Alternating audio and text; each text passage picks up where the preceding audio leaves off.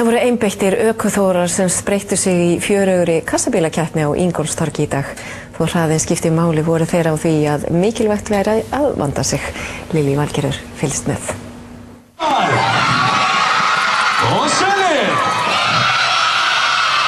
Það var líf og fjör á torginu á meðan að keppnin fór fram. Börnin sem á frístundaheimilum Frostaskjóls mættu vel undirbúin til leiks og tilbúin til að hvetja sitt lið til dáða.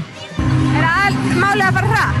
Já, það bara, og líka maður þarf að vanda þér í, maður getur stundum eins og ég keppti síðast og þá duttu sumir niður og þannig að maður er að vanda sig mjög mikið.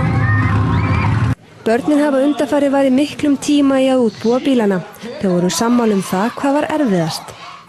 Sætið. Af hverju var svona erfitt að gera sætið? Út af því að við þurftum að setja þetta dót í.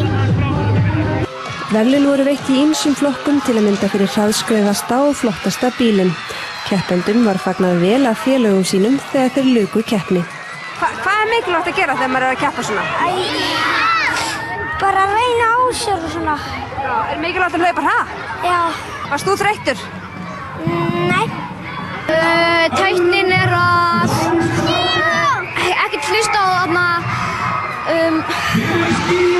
hrópin og bara einbeita sér að og hlaupa hrikalega hratt og keyra vel.